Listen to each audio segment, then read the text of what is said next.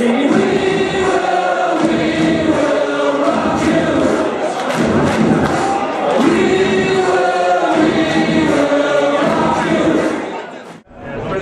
with Joanne Potter at the Lakeside Darts, and Joanne's just reading this book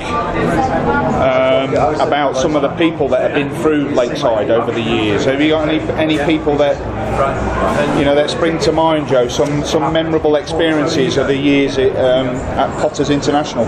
Oh, quite a lot of experiences. Tommy Cooper was one of the greatest ones we've had here for comedy. Wonderful man, so funny on and off stage. And there was times when he'd finished his act, he used to invite me and my ex-husband in for a drink, and he would always pour you the tiniest tot of whiskey, and then he'd pour himself a double. And I looked at him one day and I said, well, that's a bit mean, Tommy, isn't it? He said, it's free, isn't it?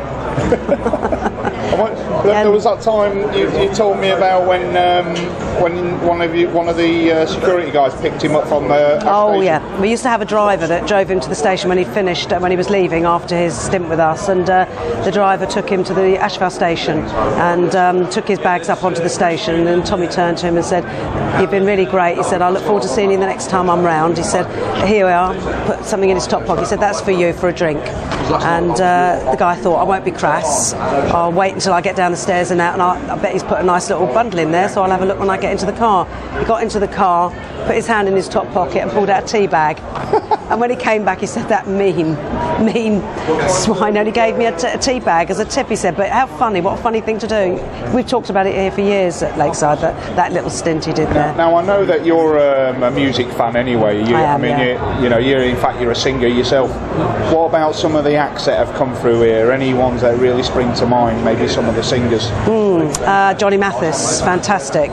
We had to do 2 sittings for Johnny Mathis in the early days because so many people wanted to come and see him that we just couldn't fit them all in. So we did an afternoon seating and a sort of a late afternoon one, and we did a later in the evening one. So it's 2 sittings. We did it theatre style.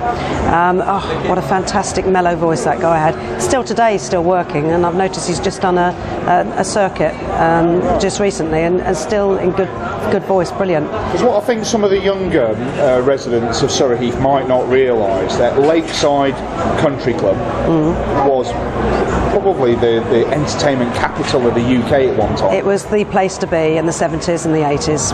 We've had just literally everyone here. We've had Prime Ministers, we've had Edward Heath, Maggie Thatcher, we've had all the greats here, and we've had royalty. We have Princess Margaret, Princess Anne, Prince Charles, Duke and Duchess of Kent.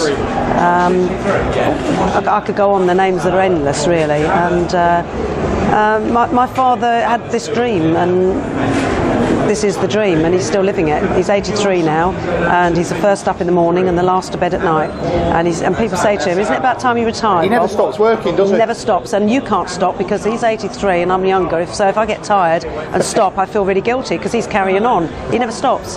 He actually lives it. He lives it night and day. He loves to get up in the morning and get out there and at it, get the men working and behind them. And he's the last one to check around everything at night time. And during the darts, nobody can believe just how many hours he's doing. He'll have about 3-4 hours sleep, that's it, and he's up and out and ready for the next lot in the morning.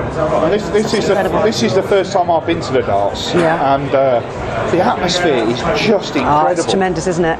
Just unbelievable. Even if you're not a darts fan, and some people come in here and say, oh, I've been dragged to the darts, by the time they leave here they're a darts fan. The atmosphere in the room is electric, and it's hot in there some nights, and you're sitting there amongst it all, and when they hit that dartboard and it's 180, the whole room roars. It's actually something that you have to experience, and if you haven't experienced it, you can't imagine the electric feeling in that room tonight. Well, you know yourself, you've got a shock because you've never been here before, and you yourself said you've got goosebumps. It is a tremendous feeling in there when the players are actually playing and they hit those 180s and the good top scores. And absolutely everybody is having a great time, so it's no wonder that Lakeside is the #1 darts destination.